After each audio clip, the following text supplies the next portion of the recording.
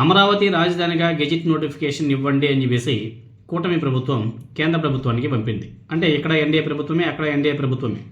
వీళ్ళ వల్లే వాళ్ళు అధికారంలో ఉండరు, అది మీకు అందరికీ కూడా తెలిసిందే. చంద్రబాబు నాయుడు గారు ఇక్కడ నుంచి చక్రాలు తిప్పుతూ ఉంటారు కాబట్టి మంచిదే. ఎందుకంటే వాళ్ళు ఎప్పటి నుంచో అమరావతిని రాజధాని చేసుకోవాలంటున్నారు కాబట్టి ఆ వేలో వాళ్ళు అడుగులు కూడా ముందుకు వేసి ఎలాగైనా సరే కేంద్ర ప్రభుత్వం నుంచి గెజిట్ నోటిఫికేషన్ ఇచ్చి ఇప్పుడు జరుగుతున్న పార్లమెంట్ సమావేశాల్లోనే బిల్లు పెట్టి దాన్ని పాస్ చేయించే విధంగా అడుగులు ముందుకు పడాలి అన్న విధానంలో వీళ్ళు అడుగులు కూడా వేశారు. కానీ దానికి కేంద్ర ప్రభుత్వం అడ్డుపడిందనేసి తెలుస్తుంది. దానికి సంబంధించి గత 2 రోజుల నుంచి వార్తలు అయితే బాగానే వస్తున్నాయి. మరి కేంద్ర ప్రభుత్వం ఎందుకు అడ్డుకట్ట వేసింది, ఎందుకు వెనకడుగేస్తుంది అన్నది తెలియాల్సింది. అంటే కొంతమంది అనేక కారణాలు చెప్తున్నారు. దాంట్లో ఏదో రాష్ట్ర విభజన జరిగినప్పుడు దాంట్లో ఏదో సబ్ క్లాస్లు ఏదో ఉన్నాయంట, అవన్నీ కూడా వెరిఫికేషన్ చేసుకున్నానంట. ఇది లీగల్గా ఫెయిల్యూర్ అయిపోతుంది కాబట్టి ఇప్పుడు మీరు ఇచ్చారంటే గెజిట్ ఏదైతే ఉందో తీసుకొచ్చారో గెజిట్, దానికి నోటిఫై చేయలేం, లీగల్గా ఇష్యూ అవుతుంది. దీన్ని ఇంకా మీరు ఫుల్ స్టడీ చేయండి.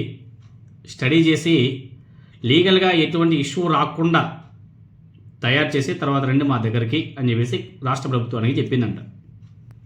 ఎందుకంటే అమరావతి రాజధానిగా ప్రకటించిన తర్వాత, గెజిట్ నోటిఫికేషన్ ఇచ్చిన తర్వాత, పార్లమెంట్లో పాస్ అయిన తర్వాత రాజధానికి మ్యాక్సిమం ఫండ్స్ అన్నీ కూడా కేంద్ర ప్రభుత్వం నుంచే రావాలి.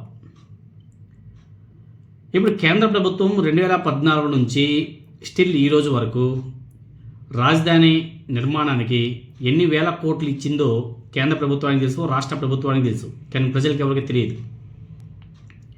ఇప్పుడు వీళ్ళు గెజిట్ నోటిఫికేషన్ ఇచ్చిన తర్వాత కేంద్ర ప్రభుత్వం ఇచ్చినటువంటి డబ్బుల్ని రాష్ట్ర ప్రభుత్వం ఏం చేసింది, ఎక్కడెక్కడ ఖర్చు పెట్టింది అని చెప్పేసి డేటా అయితే ఇవ్వాలి కదా.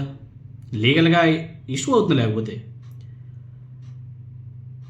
అప్పుడు పరిస్థితి ఏమిటి అనే కోణంలో కూడా ఆలోచన చేస్తున్నారంట. ఇలా రకరకాలుగా ఇంకా చాలా ఉన్నాయంట. ఏదో రాష్ట్ర విభజనకు సంబంధించినప్పుడు ఏదో సబ్ క్లాస్లు ఏదో కూడా యాడ్ చేసేసారంట, అవి ఇవి అనేసి ఏదో మొత్తానికైతే ప్రజెంట్కి అయితే అది ఆగిపోయింది.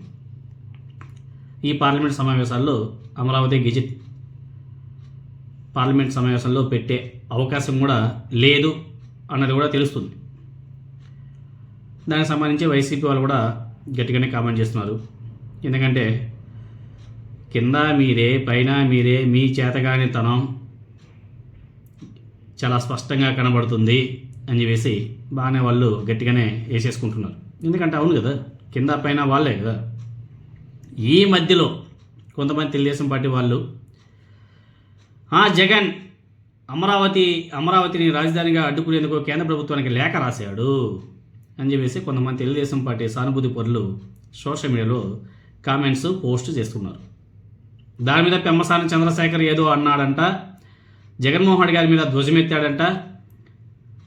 ఒకవేళ నిజంగానే పెమ్మసాని చంద్రశేఖర్ గారు ధ్వజమెత్తుంటే, జగన్మోహన్ రెడ్డి గారి మీద ఫైర్ అయి ఉంటే, జగన్మోహన్ రెడ్డి గారే లేఖ రాసినట్టు వీళ్ళు చెప్తుంటే ఆ లేఖ ఏదో చూపిస్తే సరిపోతుంది కదా. ఇదిగో ఈ లేఖ వైఎస్ఆర్ కాంగ్రెస్ పార్టీ కేంద్ర ప్రభుత్వానికి రాసింది, ఇదిగో ఇది లేఖ, ఇదిగో పలానా మెయిల్ నుంచి YSR Congress party official mail నుంచి కేంద్ర ప్రభుత్వానికి మెయిల్ వచ్చింది అమరావతిని ఆపేయమని చెప్పేసి. అవి ఏవి చూపించవు, అవి ఏవి ఉండవు. కానీ జగన్మోహన్ రెడ్డి గారు ఆపేసలేదు. ప్రతిపక్ష హోదా కూడా లేని జగన్మోహన్ రెడ్డి గారు రాజధాని నిర్మాణాన్ని ఆపేస్తారంట. స్టేట్ గవర్నమెంట్లో కేంద్ర ప్రభుత్వంలో భాగస్వామిగా ఉన్నటువంటి వీళ్ళు అమరావతి రాజధానిని ముందుకు తీసుకువెళ్ళలేరు. వీళ్ళ అసమర్థతని జగన్మోహన్ రెడ్డి గారి మీద నెట్టే ప్రయత్నం కూడా చేస్తున్నారు. అంతేకాదు పచ్చి బూతులతో జగన్మోహన్ రెడ్డి గారి మీద రెచ్చిపోతున్నారు. తెలుగుదేశం పార్టీ ఫుల్ సపోర్టెడ్ అనుకుంటా, ఎవరో మహాను బావుడు కానీ ఫేక్ అకౌంట్ ఇది.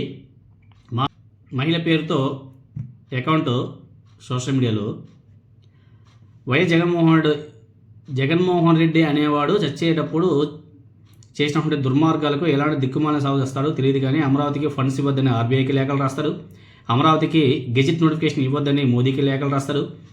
అదేవిధంగా అమరావతికి గెజిట్ నోటిఫికేషన్ ఆగింది, ఇక ఇది ఎప్పటికీ అవ్వదని వేసే వార్తలు వస్తాయి.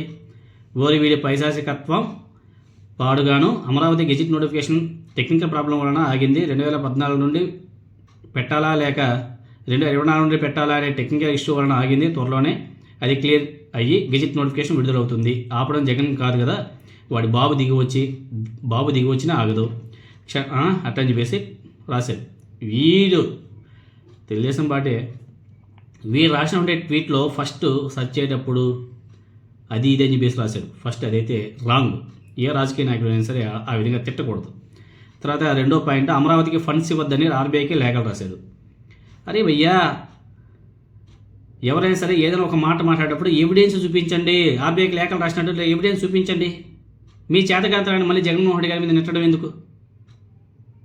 కేంద్ర ప్రభుత్వానికి అంటే మీ మంత్రులు, మీ కేంద్ర మంత్రులు లేకపోతే మీ ఎంపీలో కేంద్ర ప్రభుత్వం అడిగితే చెప్పరా, అయ్యా జగన్మోహన్ రెడ్డి గారు ఏం లేఖ రాశారు ఒకసారి చూపించండి అయ్యేటి వాళ్ళు ఇవ్వరా? తప్పుడు సమాచారం, తప్పుడు ప్రచారం ఏ విధంగా ప్రజల మీద రుద్దుతున్నారో మీరందరూ కూడా ఒకసారి ఆలోచన చేయవలసిన అవసరం ఉంటుంది. ఇంకోటి, అమరావతికి గెజిట్ నోటిఫికేషన్ ఇవ్వద్దు అని మోదీకి లేఖలు రాస్తారు. అమరావతికి గెజిట్ నోటిఫికేషన్ ఇవ్వద్దని జగన్మోహన్ రెడ్డి గారు లేఖలు రాశారట. చూపించండి, ప్రూఫ్స్ చూపించండి. ప్రూఫ్స్ లేకుండా ఎందుకు ఇలాంటి తప్పుడు ప్రచారాలు మాట్లాడతారు? ఎందుకు తప్పుడు ప్రచారాలు చేస్తారు? రాశారని చెప్పేసి వీళ్ళే మాట్లాడతారు, ఆగిపోయిందని చెప్పేసి వీళ్ళే మాట్లాడతారు. మళ్ళీ Amaravati gazette notification technical problem వలన ఆగింది అని చెప్పేసి వీళ్ళే మాట్లాడతారు. జగన్మోహన్ రెడ్డి గారి వల్ల ఆగిపోయిందని చెప్పేసి మాట్లాడతారు. మరి టెక్నికల్ ప్రాబ్లం వల్ల ఆగిపోయిందని చెప్పేసి వీళ్ళే మాట్లాడతారు. ఏంద్రా నాయన, ఏం పోస్టులు రాస్తారా నాయన మీరు? మీకన్నా కొంచెం బుర్ర పనిచేస్తూ ఉందా? తలకాయలు పనిచేస్తున్నాయా? ఏం రాస్తున్నామో, ఏం చూపిస్తున్నామో ఆ మాత్రం కామన్ సెన్స్ లేదా? వ్యక్తి యొక్క పోస్టులోనే 2 రకాలుగా ఉన్నాయి. జగన్మోహన్ రెడ్డి గారు ఆపేశాడు అంటాడు, మరి టెక్నికల్ ప్రాబ్లం వల్ల ఆగిపోయిందని చెప్పేసి వీడియో రాసుకొస్తారు. దాంట్లో ఎంత దౌర్భాగ్యంగా ప్రజల్ని, అంటే వాళ్ళ ప్రజల యొక్క మైండ్ని డైవర్ట్ చేస్తున్నారు తెలుగుదేశం పార్టీ వాళ్ళు. ఒకసారి ప్రజలను కూడా ఆలోచన చేయవలసిన అవసరం కూడా ఉంది. కింద కామెంట్స్ మాత్రం ఆల్మోస్ట్ 70-80% మంది ఏకీపరేశారు. ఒక 10%-15% మంది ఆ పోస్ట్కి కొంతమంది పాజిటివ్గా రెస్పాన్స్ అయ్యారు. వాడెవడో కామెంట్ చేశాడు, వాడు మనిషి పుట్టుకైతే పుట్టి ఉన్నాడు. మహమ్మద్ ఖాదర్ అంట, జగన్కు రోజులు దగ్గరలోనే ఉన్నాయి, వైఎస్ కంటే దారుణమైన చావు శవం కూడా దొరకదు, పీక్కి తింటాయి. ఏంద్రా దరిద్రుడు, నీచుడు. ఇలాంటి కామెంట్ చేసేటప్పుడు కామన్ సెన్స్తో కామెంట్ చేయాలి. అది ఒకటే బ్యాడ్ కామెంట్. కానీ మిగతా ఈవీఎంలకు దొంగ ఓట్లు, రిగ్గింగ్లకు ఎన్ఆర్ఐల నుంచి మనుషులు ఆంధ్రప్రదేశ్కు తరలించేందుకు వేల కోట్లు ఖర్చు పెట్టి దొంగ మినిస్టర్ అని చెప్పేసి పెమ్మసాని చంద్రశేఖర్ గారిని ఆడేసుకోవడం కూడా జరిగింది. ఎందుకంటే ఆయన మాట్లాడినట్టు ఒక క్లిప్ చూడండి మీరు అందరూ కూడా. అభివృద్ధి గురించి మీరే చెప్పాలి. వైఎస్ ఫ్యామిలీ సీఎంగా 10 years, సిబిఎన్ ఫ్యామిలీ సీఎంగా 16 years నుండి ఉన్నారు. ఇండియాలో ఎవరిని అడిగినా చెప్తారు ఎవరి అభివృద్ధి ఏంటనేసి. అమరావతి రైతులకు శాశ్వత పరిష్కారం చూపాలి. 3 పంటలు పండే భూమి, చంద్రబాబు బిజినెస్ మైండ్కు రైతులు దెబ్బతిన్నారు. ఈవీఎంలతో గెలిచిన ప్రతి ఎదవ మాట్లాడడమే. అయ్యగారు మీరు అభివృద్ధి చేస్తామంటే ఎవరు ఆపరు, 40 years నుంచి చేస్తానే ఉన్నారు, ఎవరు ఆపారయ్యా? రైతుకు గిట్టుబాటు ధర లేక సస్తున్నారు, మీరు చేసిందేగా, అన్నింటికీ కోట్లు ఎక్కి ఆపలేదా? జనాలు పిచ్చివాళ్ళు కాదు, అన్నీ చూస్తున్నారు. అదేవిధంగా జగన్ గారు లేఖ రాయరు, అభివృద్ధి అంటే జగన్మోహన్ రెడ్డి గారు రాష్ట్ర వ్యాప్తంగా ఉండాలి అంటారు, మీరు ఈ 4 మండలాలు ఉంటే చాలు అంటారు, అది పెట్టిందే ఫేక్. దానికి కొంతమంది కామెంట్స్ పెట్టి అదను కూడా ఇంకొక అతను గట్టిగా వేసేసుకున్నాడు. రేపు జగన్మోహన్ రెడ్డి గారి గురించి మాట్లాడడం తప్ప మీరేం చేశారు జనాలకు చెప్పుకోలేకపోతున్నారు. ఎందుకంటే మీరు అధికారం వచ్చిన తర్వాత ఈ ఆంధ్ర రాష్ట్ర ప్రజలకు, రైతులకు ఏం చేయలేదు, కనీసం గిట్టుబాటు ధర కూడా రాలేదు. అందుకని జగన్మోహన్ రెడ్డి గారు ఈ రాష్ట్రాన్ని ఏదో చేశాడని మాట్లాడడం తప్ప ఇంకొక మాట మాట్లాడే అవకాశం మీ దగ్గర ఏమీ లేదు. ఇంకేమైనా మాట్లాడితే జగన్ ఏమంటారు, మతద్రోహి, బొంగుద్రోహి, భూషాణం ద్రోహి. ఏమరా నాయన, మతాలు ఏమైనా కూడి పెడతాయా? కులాలు ఏమైనా కూడి పెడతాయా? ఎప్పుడైనా యాక్సిడెంట్ వచ్చి హాస్పిటల్ పడేస్తే ఎవరి బ్లడ్ నీకు ఎక్కిస్తున్నారో నీకు తెలుసా? క్రిస్టియన్ వాళ్ళ బ్లడ్ ఎక్కిస్తున్నారా? హిందూ వాళ్ళ బ్లడ్ ఎక్కిస్తున్నారా? ముస్లిమ్స్ వల్ల బ్లడ్ ఎక్కిస్తున్నారని చెప్పేసి నీకు తెలుస్తుందే. సిగ్గుండాల ఈ కుల మత రాజకీయాల గురించి మాట్లాడే ఏ పనికి మాలిన ఎదవైనా సరే. కాబట్టి ఇలాంటి తప్పుడు ప్రచారాలు, కుల మతాల మీద రాజకీయాలు చేసే ఎదవల్ని ప్రజలందరూ కూడా జాగ్రత్తగా అబ్జర్వ్ చేయాల్సిన అవసరం కూడా ఉంది. ఎందుకంటే కుల మత రాజకీయాలు సమాజానికి మంచిది కాదు. ప్రజలకి ఏం చేశామో చెప్పుకోండిరా నాయన అంటే మాకు కుల రాజకీయాలు కావాలా, మత రాజకీయాలు కావాలా. మొన్న కూడా ఏదో పవన్ కళ్యాణ్ మాట్లాడు చిల్లర మాటలు, ఆయన విజ్ఞతకే వదిలేవాళ్ళు అంతే ఇంకా.